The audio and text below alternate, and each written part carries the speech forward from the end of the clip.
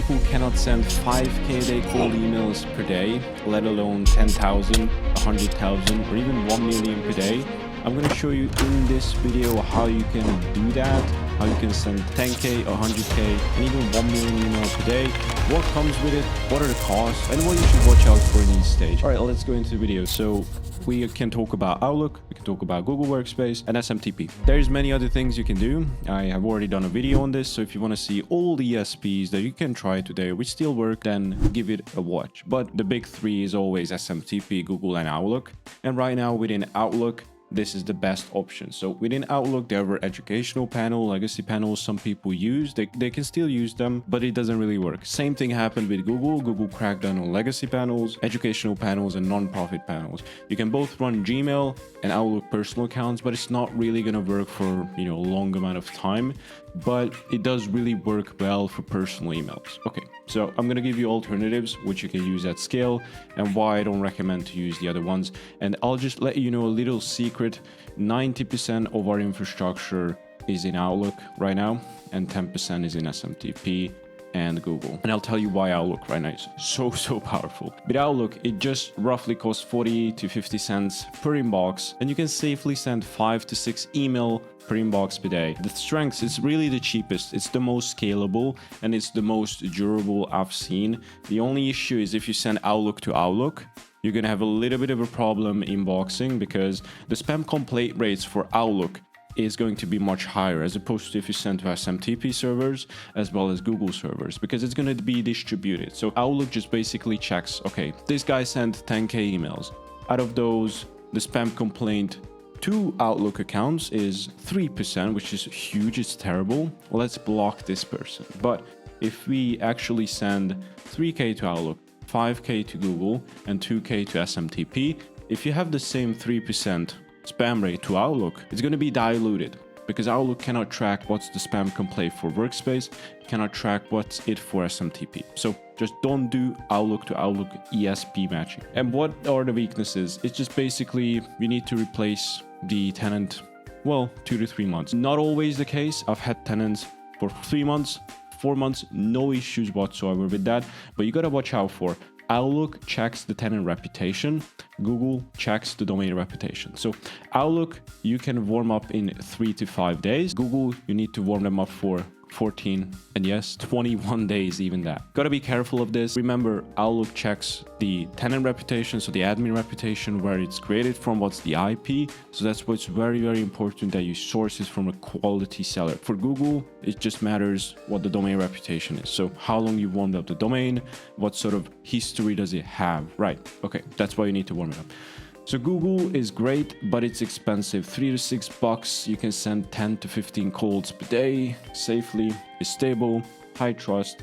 It's expensive though, very expensive. So I'll compare the actual differences when it comes to scale in just a minute. For SMTP, $1 to $2 per inbox roughly is what you're gonna find. It is safe to send 3 to 5 per day. You do need to warm it up for weeks, if not months. Flexible, because you can route through custom IPs, right? So you can use your own domain. It's just very standard stuff. Private is what I recommend generally. You can go with something like Mailreef. That's really the only one I recommend to do at the moment. For Outlook, you could use MailDeck, which is our software if you want to use it. I've been just bogged down with so many questions that many people want to know what I do specifically. So we just created a scalable way that you guys can actually join in the fun and just make a lot of money together. So if you want to use that, you can use that. If you want to source it for yourself, there's options for that as well. Google, don't expect G Suite licenses for under $3. If you do, you probably are screwed over. Too good to be true, it most likely is. So next, let's get into licenses and how many licenses do you need for each specific target. Let's say you want to start at 10K a day, which is roughly what I would recommend anyone who's starting out a new offer. Below that is just not really worth anything, because you cannot test anything. It's just so low volume. Just don't even bother at that. With Outlook, you need 2K licenses. Why? Because just what I explained, 2K times 5 is 5 what you can send cold per day reliable. Let's go for Google. I would recommend have at least 1K licenses. For SMTP, 3,000. Next is 100K. You're gonna need, obviously like 10 times as much. I mean, I could go through, but you're gonna need 20K. You're gonna need 10K Google and SMTPs. You're gonna need 30K. For 1 million emails a day, you're gonna need 200k Outlook, 100k Google, 300k SMTP. So you can see the numbers, how they average out. Google is super expensive. Outlook, so much more cost effective. It's 10 times cheaper than Google. All right, now let's get into the monthly cost and what you can realistically expect to pay for each of these milestones. For Outlook, it's 1k per month. For Google, it's around 3k. For SMTP, it's 1.5 2k a month. For 100k, roughly you're gonna pay 5 to 6k on Outlook, 20 to 25k for Google, 25 30k for SMTP, because it gets a little complex to scale at this point. For 1 million a day, you're gonna pay roughly 25 30k on Outlook, and for Google, you're gonna pay 100k to 120k. For SMTP, 80 to 90k. Okay, so if you want to know the math, this is what it's gonna cost. And by the way, I'm not counting sequencer cost, I'm not counting lead costs, I'm not counting cleaning cost, I'm not counting, inbox manager cost, like all these stuff that sort of accumulates. I would add to that, like basically sequencer cost is gonna be at this point like 1 million a day. You're gonna realistically pay like 5k. For the leads, you're gonna pay somewhere around there as well, like 2-3k. For 10k a day, leads cleaning, it's not going to cost much. You can also manage yourself, just hire an inbox manager part-time for that. All right, but let's actually break that down even further. Okay, so what you should watch out for. So cooked domains, basically just under 90% health score or just a sudden reply rate drop. I would just put them on a warm-up protocol. If you don't know what that is, you can watch my previous videos on it. But basically, just keep continuing to warm them up for a longer period of time. So don't do any cold sends and put warm to something higher. You don't need to put 45, 60 a day. It depends on the type of inbox. And just keep it on for like 1 to 2 weeks and it's going to be absolutely fine. Usually it's shorter. So contrary to popular belief, you can actually save cooked domains. So cooked domains just usually take longer to save than to replace. But there's a inverse correlation. So you just got to make sure it makes sense for you before you actually replace it. What could possibly go wrong? So volume spikes, ramping up too fast. Don't instantly send all at once, especially if you're doing Google or SMTP. If you just start sending max volume per day, you're gonna get cooked. So bad resellers, shared tenants, no IP isolation. You gotta be careful people selling you Google accounts, which are really just educational panels. Be careful people selling you Outlook tenants, which are sourced by Indian IPs, and there's thousands, hundreds of people on the same IP as you. So any idiot who cooks their infrastructure is going to affect you. So be very, very careful of that. All right, next, you got to clean the catch-all bounces. So very important, you use something like Omni Verifier, or you can use RTool as well, which is going to come out in the coming weeks. Got to make sure to actually treat your leads as one of your most important aspects of your sending, because if the leads are bad, if you're sending to catch-alls and they're bouncing, gotta make sure you clean those. Don't send to bad list. Next is just bad warm-up pools. So free pools, overused SMTP pools, not gonna cut it. Use Smart Leads Premium Pool, use Instant Leads Premium Pool, or use just Plus Vibes Premium Pool, and you're gonna be fine. All right, so here's the strategy I recommend per each segment of volume, and you're gonna learn by each segment. So each step is basically a step up the ladder of you actually just evolving in terms of your cold email management. 10k a day, I recommend 1 to 2 ICPs, manual, quality assurance, just make sure everything's cool. Gmail, Outlook, mix. I would go Outlook, SMTP personally if you want to do big sends, but no, these are easy to set up. Outlook is possibly the cheapest, best way to get started. It takes 3 to 5 days to get started, and then you can start sending basically max volume. Gotta focus on copy, list validation. For 100k a day, what matters is you do more ICPs, and the biggest problem people have in terms of fear that they cannot send to this large amount of volume is they think they don't have enough leads, which is just not true. If it's true, just expand into adjacent markets, expand into horizontal markets. So that's basically called horizontal scaling. So for example, if you're targeting marketing agencies, you could very well sell to SEO agencies, right? That's just an example. Or you could do up market. So for example, if you're targeting freelancers, go target agencies, right? Go target enterprise firms if you want to go really, really up market. But again, we have videos on this, on how you can book 300 plus calls every single month. So I'm not going to go super in depth on it. Next is finally just the 1 million per day full infra operation, just automated routing, domain recycling. You have a full team, someone who actually sources leads. You have multiple VAs, most likely 2 to 3 VAs to keep this in check, as well as a full system, qualify people, take care of the management, campaigns, new angles. Possibly you're looking at 5 to 10 ICPs at this point, and just gotta make sure that deliverability is on point. And it's just very, very hard to manage. You gotta constantly cycle in new leads because you're gonna run out. 1 million leads per day is crazy. You're gonna need a ton of fresh leads. You're going to use some leads that are questionable, which is going to ruin the infrastructure. So just be very, very careful. But I mean, if you get to this point, you know, you most likely are going to figure it out on the way. I just don't recommend spending loads of money on this infrastructure and then getting cooked. Gotta work your way out there. That way you're gonna know the actual step that takes there. You know, just don't recommend jumping into 1 million a day sends. Personally, I think anyone can manage 10k a day. That's fine.